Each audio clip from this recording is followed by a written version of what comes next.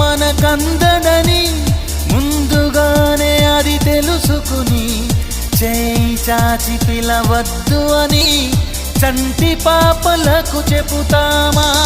లేనిపోని కలలెందుకని మేలుకుంటే అవి రావు అని జన్మలోని నిదరోకు అని కంటి పాపలకు చెబుతామా?